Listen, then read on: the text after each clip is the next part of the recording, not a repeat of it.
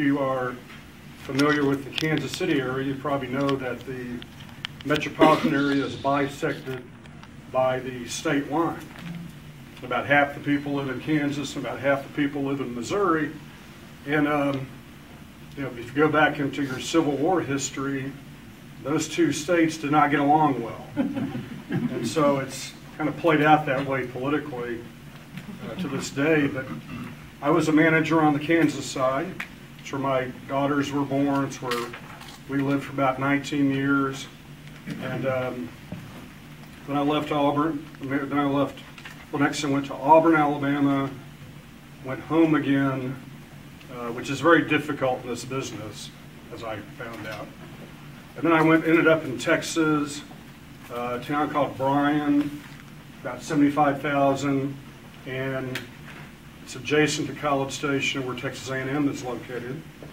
Then I left there to go into real estate with my wife. We're really enjoying it, and heard about Hot Springs opening, and decided to get back in the profession, and here I am. Just a little bit about me personally. I have two daughters. One is a social media expert, which 5 years ago, who would have even thought what that meant? But she works in Austin, Texas, and works for a big marketing firm, and one of her clients is Microsoft. They're opening up Microsoft stores, just like you have Apple stores. They're kind of getting into the game, and one of her jobs is to work with them on their grand openings around the country. And my youngest daughter's kind of our free spirit. She went to art school down in Savannah, Georgia, and she's now a improv actress / comedian out in Los Angeles.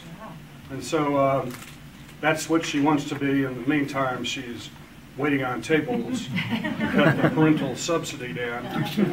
My wife's an artist, trained in speech pathology, but really has a passion for art. It's kind of a repressed talent. And that's one thing that attracts us to Hot Springs, is the wonderful art community here. Before I get started just on some issues, it's nice seeing two candidates that we have for the board, Tom Wilkins, Suzanne Davidson. You know, I'm a nonpartisan, apolitical person. I work for the board, just like a school superintendent works for a school board. But I just really encourage people to vote. You know, in Bryan, Texas, the voter turnout was pathetic. I mean, it was embarrassing. We had one district where out of 15,000 residents, we had 150 vote. Wow. So, you know, anytime I get an opportunity to promote voting, I do that, because it's so critical to our democracy working. When I came to Hot Springs, one thing that really struck me that you might take for granted, but you know, most downtowns around the country are really suffering. I mean, you know, we have examples of Chicago, obviously great downtown, Boston, great downtown, New York, great downtown, Fort Worth, great downtown, a lot of small cities around the country, great downtowns, but a lot aren't great. And I could tell you a lot that aren't. And so when I drove through Hot Springs, I was amazed at the vibrancy. In fact, today I had lunch with the general manager at the Arlington Hotel. I bet I spent 15 minutes trying to find a parking place. And I thought, you know, I was telling Bob, you know, that it was a problem, but it's also great news, because it means people are down there. Now, we've got issues down there, not unlike any historical city, and I've worked in two that you would consider historical. same issues. You know, how do you maintain the historical grandeur of a downtown and yet accommodate today's uses? An issue. Parking is always an issue. I don't care what town you go to where they have a vibrant downtown, parking is an issue. It's really funny, people will go to shopping malls and park a quarter-mile from their store. And yet in downtowns, if you can't get a parking space right in front of your store, or in my case, right in front of the Arlington, doggone it, you know, I'm frustrated. It's just the way we think. I think our downtown has great potential.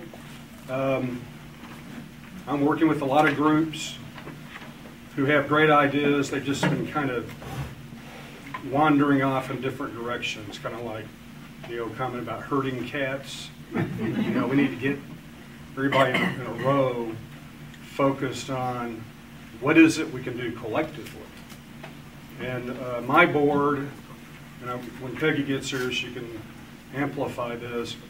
My board is really committed to working on a plan to unite all the different stakeholders downtown, not just the city. The city's just one part of a whole cabal of interest downtown.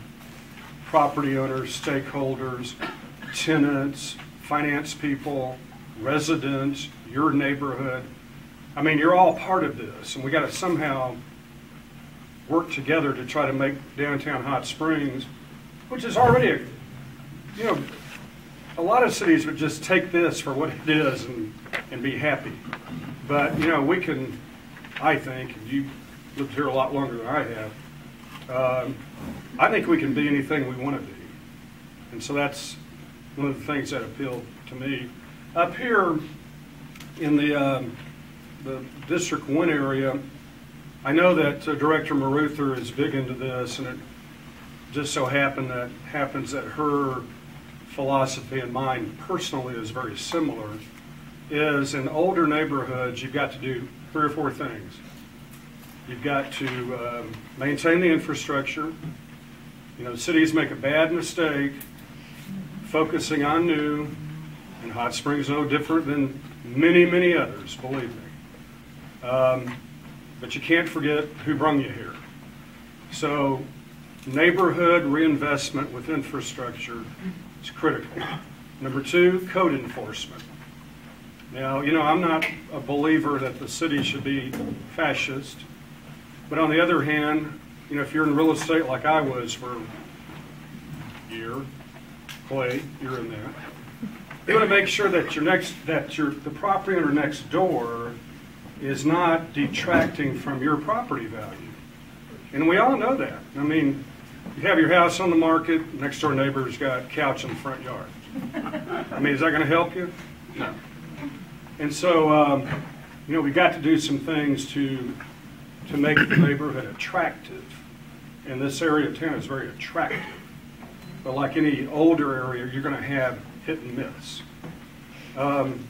Security, I don't care what town you're in, from the richest in the country to the poorest, people always value security number 1. Everything else is great, but security is number 1. And our police department is committed to working in neighborhoods, working with you. I don't know if you participated in the night out program. So we had a meeting that night. I didn't get to go out, but that is a great program where you get to work with the police, who are your friend, on ways we can work with you in a helpful sense to make your neighborhood better.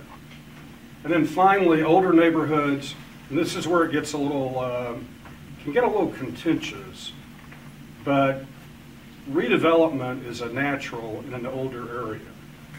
And yet it's going to be very sensitive because people don't like change, whether you live in a new area or old area. Even if you don't like the area, changing it is worse. And so, you know, I know there's a lot of interest in Park Avenue, Whittington, where they split. I think having the math and science school here is a real plus. Hopefully we can get Henderson State, which is linked up with National Park Community College, to locate downtown. Those discussions have been going on. The more young people we can get downtown, the better. And like I was talking to Bob today, the Arlington, you know, my kids grew up in suburbia, you know, cul-de-sacs, white picket fence, garage door openers, hide in your backyard. Every house looks alike for miles and miles and miles. That's where they grew up. That was their attitude. It was a great community, but, you know, very, in some ways, monotonous. Because everybody was kind of the same. And, you know, they were your mall rats, you know. Went to Oak Park Mall in Kansas, Overland Park, and shopped. You know where that is? That's where I'm from. Are you really? Well, my kids went to Shawnee Mission West and Shawnee Mission South. How about you? Well, my kids went to Notre Dame. Oh, okay. Girls' school. Yeah. School. Good private school. So she knows what I'm talking about. Overland Park's a great city, but I mean, for 15 miles, you've got the same development, you know. Boring. Yeah. And so what does that have to do with Hot Springs and my daughters? Well, see, my daughters did not move to suburban Austin, the Round Rocks in Georgetown. They live downtown. I mean, they're like, if you're familiar with Austin, I-35 is like, it's where everybody parks at 5 o'clock. You've been there. Nobody moves. You know, they're on the east side of Austin, the highway, but it's very urban. And my youngest daughter is in urban LA. I mean, her neighborhood, I mean, it's funky. And not unlike a lot of neighborhoods in Hot Springs. And she loves that. And see, I think as we market Hot Springs in the future, I think there's a real potential here for younger people moving back to the urban core, as we call it, which will drive neighborhood, retail, grocery stores, the things that I know people want in older parts of town, but the Krogers and others tend to want to go to the new parts of town. So anyway, downtown's a big deal. Neighborhood revitalization's a big deal. Code enforcement is a big deal. Just a couple of things in this area. Tearing down the math and science building is a big deal.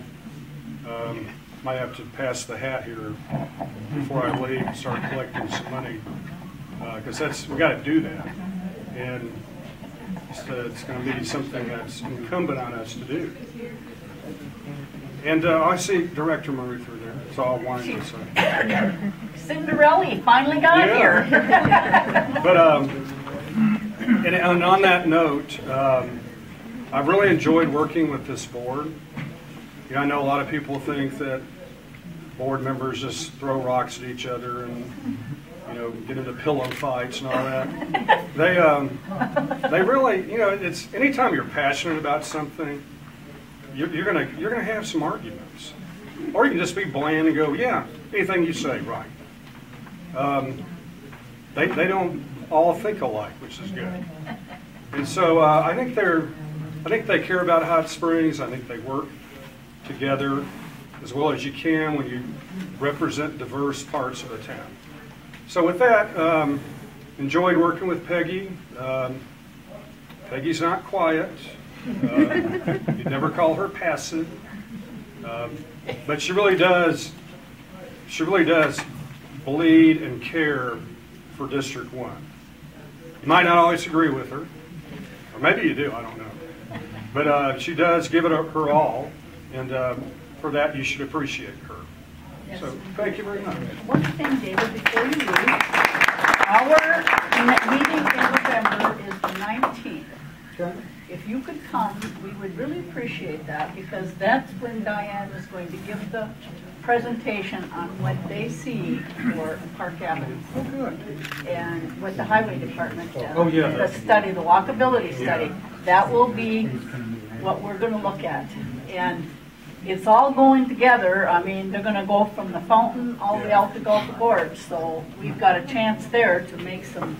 Yeah, that's a good issue. You know, the state, as you know, has plans to deal with Park Avenue 7 North.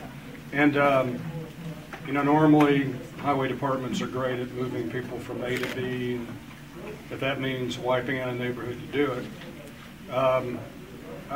I think this highway department's going to be very sensitive. I know our staff is, to making sure that we don't just blow and go some 5-lane road through here. No, we've already killed that one. Yeah. So anyway, we hope, my staff wants to partner with you and the highway department in trying to come up with a road plan that's sensitive to your needs, yet makes the route into town more safe. It'll complement downtown. Yeah, it should. This is what we want. And we want to slow down traffic. We want to encourage more businesses Right. in our area. We've got a lot of potentials there. And we get some help from the highway department and from you, we got it made. I agree with that. You really, we've got the passion to do that. That's why we're all here. So thank you, David, Well, so thank much. you. I really appreciate Appreciate you. it. Thank you.